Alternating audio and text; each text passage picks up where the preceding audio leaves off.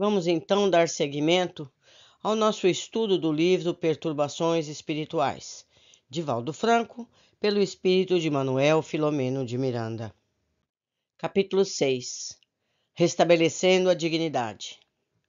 Ao despertar na manhã ensolarada, o Sr. Eduardo encontrava-se aturdido e recordava-se parcialmente do sonho revelador.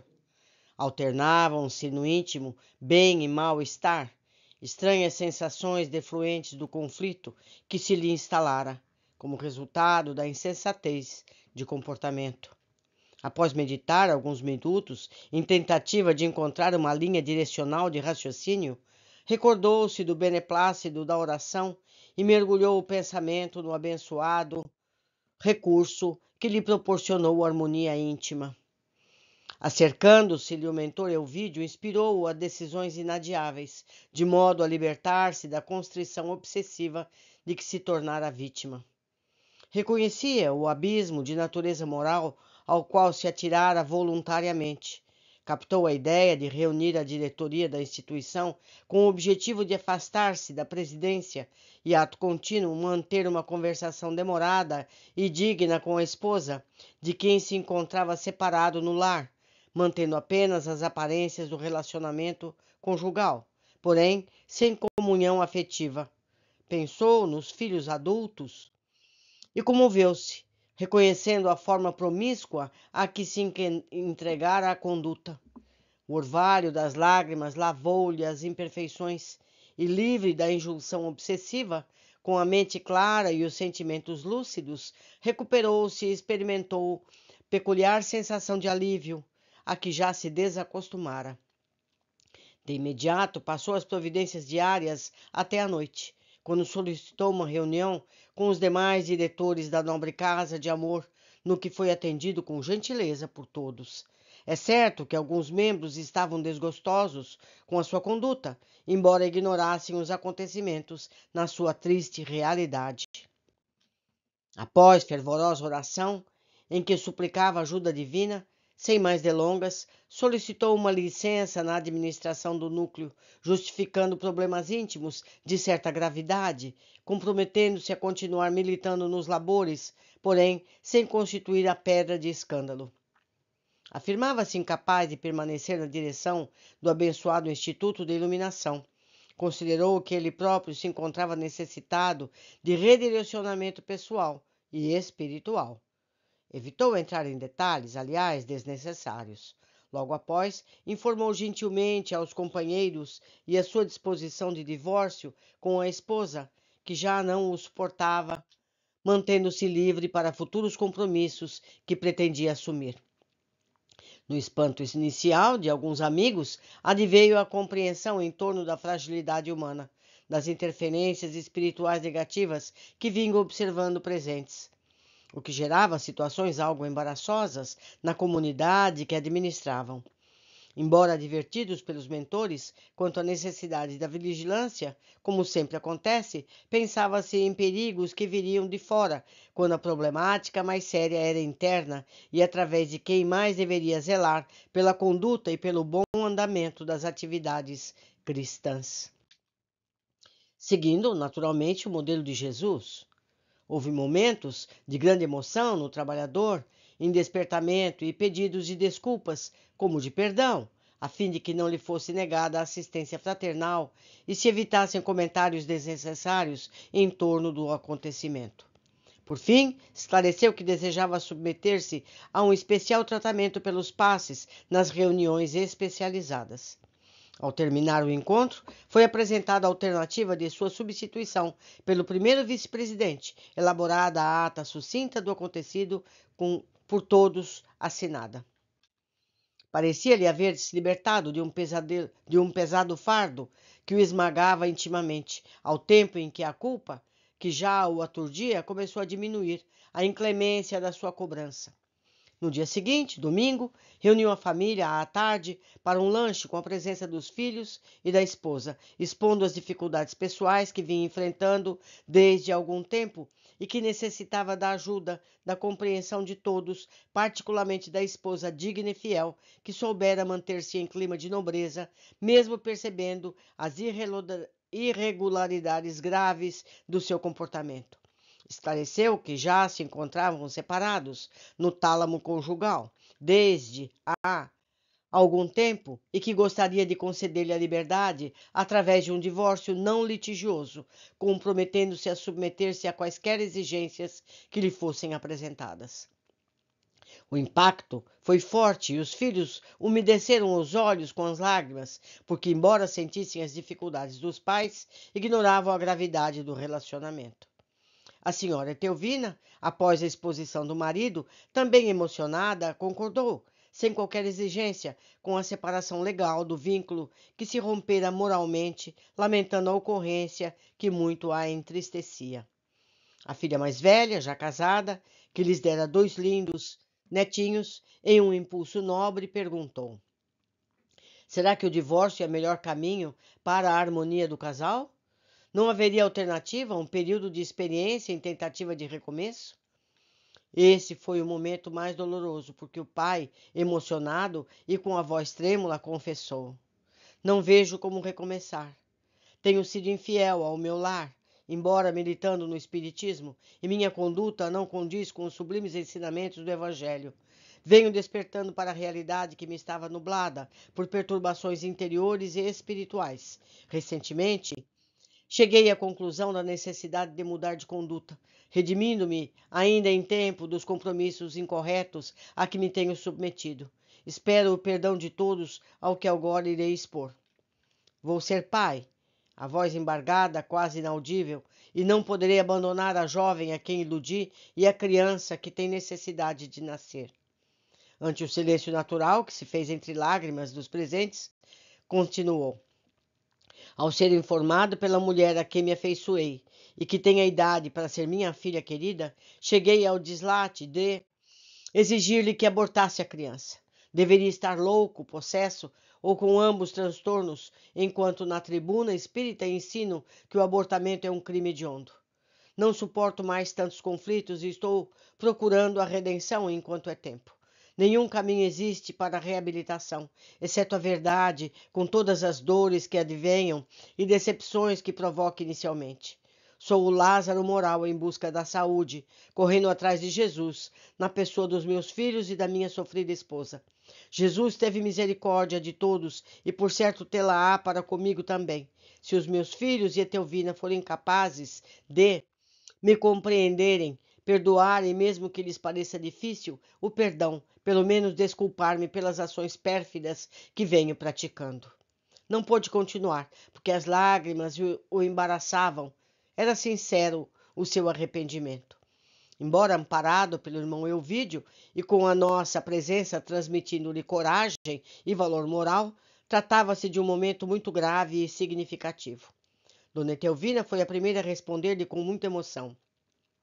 Desde que falhamos no relacionamento conjugal, mantenhamos a fraternidade, a amizade em homenagem dos dias bons que vivemos e em retribuição aos filhos que Deus nos concedeu para encaminhar-lhe. Aceito a proposta de divórcio sem pressa nem exigência. Ato contínuo, os filhos abraçaram-no, compreensivos e doloridos. Anoitecia, não havendo mais nada a discutir, uma vez que os detalhes do divórcio e da reorganização da família já haviam sido solucionados. Considerando que os filhos resistiam aos seus próprios lares, o companheiro arrependido propôs: poderemos orar em agradecimento a Deus em favor da nossa união permanente e por ter me dado forças para ser honesto com a minha amada e desrespeitada família. Como todos concordassem, ele orou em unção, enquanto nós outros, os espíritos presentes, aplicamos passes em todos e participamos da ação de graças dessa tarde inesquecível. A psicosfera ambiental modificava-se ante a transformação pessoal do chefe do lar, facultando a visita de espíritos amigos e familiares que se encontravam com dificuldade em dar assistência ao casal, desde que os inimigos do bem haviam se apossado das reservas morais do paciente. Embora ficasse muito sofrida, a senhora Etelvina sentia-se aliviada do imenso padecer interior, mantido em silêncio. Propunha-se a continuar amiga do marido infeliz, de modo que pudesse auxiliar no que se fizesse necessário.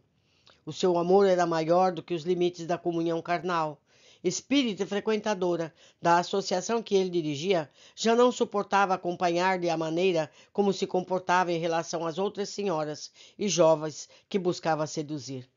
Transcorreram alguns dias e uma semana após o encontro conosco, no plano espiritual, o nosso amigo procurou a jovem Iracema, que se encontrava em profundo abatimento, como resultado das reminiscências que lhe ficaram da reunião de esclarecimento em que participara.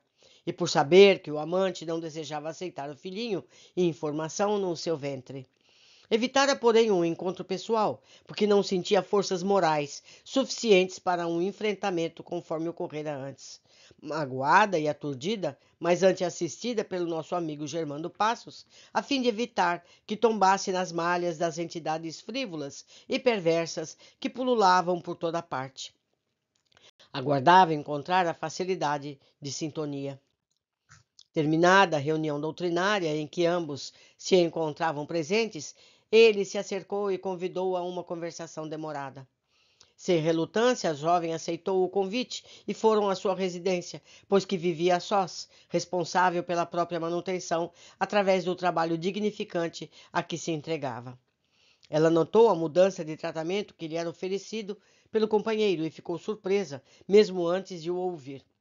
Quando chegaram ao modesto apartamento, que já era familiar ao visitante, depois de temas banais, coube ao arrependido cavalheiro explicar-lhe. Estava aurindo energias para esse momento que ia assinalar o início de novos rumos de nossa existência. Desde um sonho em que me vi envolvido por entidades das sombras e libertado pelos benfeitores espirituais, que algo me aconteceu em profundidade. Aqui estou eu para reafirmar-lhe o meu amor e dedicação, inclusive assumindo a responsabilidade pelo nosso futuro filhinho, que em breve teremos em nossos braços. A jovem não podia acreditar que aquele ao seu lado era o mesmo homem que, não fazia muito, a induzira ao abortamento criminoso. Mas antes de lhe fazer qualquer pergunta, ele sintetizou os acontecimentos dos últimos dias, desde o afastamento da diretoria da instituição ao divórcio que propusera à esposa, a narrativa de todas as suas defecções, ou seja, abandono aos filhos e à mulher. Minudenciou as emoções que agora dominavam o sincero desejo de construir com ela, se o quisesse, um novo lar, com bases de dignidade e afeição pura. Muito comovida, a moça sentiu-se envolvida pelas vibrações da esperança e da alegria incontida. Agradeceu-lhe a coragem e as propostas apresentadas, lamentando os prejuízos que aquele afeto entre ambos causara. Sentiu-se apiedada por Dona Elvira, porque os filhos do casal já eram adultos e tinha a capacidade de entender os acontecimentos. Antevendo-se amparada, sentindo a presença de espíritos amigos que ali nos encontrávamos, pediu que fosse feito um estudo do Evangelho de Jesus, a fim de coroar com bênçãos as emoções do momento. Tomando de um exemplar do Evangelho segundo o Espiritismo, de Allan Kardec, na pequena sala, arrumaram a mesinha de centro, colocaram uma jarra com água e, com toda a simplicidade da vida cristã, oraram juntos e abriram o livro da verdade, detendo-se na página Obediência e Resignação, que, portadora das diretrizes sábias para a construção da felicidade relativa a que se tem direito na terra, renovaram o ânimo, equipararam-se na fé que transporta montanhas e dá coragem para os inevitáveis enfrentamentos e cobranças a que seriam submetidos. Os julgamentos das pessoas amigas são como terríveis armas de que se utilizam para exigir superior conduta do próximo, como se estivessem envergando a túnica nupcial da elevação e da falta de erros. Por isso, a lição do mestre em relação à mulher surpreendida em adultério é sempre atual e oportuna. Quem estiver isento de pecado, erro, culpa, que lhe atire a primeira pedra. No processo evolutivo, que todos nós sempre assinalamos os equívocos, os fascínios pelo erro, por estarmos impregnados dos velhos vícios que trazemos de reencarnações passadas. Felizes são todos aqueles que reconhecem a própria vulnerabilidade e tentam ser melhores hoje do que ontem, que buscam superar as más inclinações e, através dos mecanismos da austeridade e do bem proceder, vão se libertando das chagas morais que infelicitam com a coragem de subir aos cantis dourados da vida para respirar o puro oxigênio do amor e da caridade. O largo período referente ao trânsito no processo da evolução antropológica dos instintos à razão e desta angelitude deixa marcas profundas em forma dos impulsos primários dominantes, que resistem bravamente aos esforços empreendidos para as percepções dos sentimentos superiores. Os chamados santos do deserto do cristianismo primitivo procuravam fugir do mundo, silenciar as vozes clamorosas das paixões internas, para que na meditação, na frugalidade da alimentação, vencessem as tentações da carne, que se iniciavam com inclemência para exigir-lhes submissão. Mais tarde, ante o imenso número de anacoretas, ou seja, pessoas que se isolam por motivos religiosos, que fugiam para as grutas e regiões inóspitas, surgiram os mosteiros, verdadeiras fortalezas que os livravam das perturbações urbanas de cada cela, se transformavam em caverna silenciosa. Ignoravam, em sua ingenuidade, que o corpo reflete os impulsos, anseios e hábitos do espírito que o habita, devendo ser trabalhados com amor e compaixão, embora com perseverança e austeridade. Ao invés de odiar-se o corpo, amá-lo e preservá-lo, mantendo as resistências morais que procedem da alma, a fim de criar os novos atos que se esculpirão no ádito do ser e que propiciarão a existência moralmente saudável. O temor a Deus, que era divulgado, só mais tarde seria transformado em amor a Deus, o Criador, que nos concede a misericórdia do seu inefável bem-querer, auxiliando-os na difícil e necessária ascensão.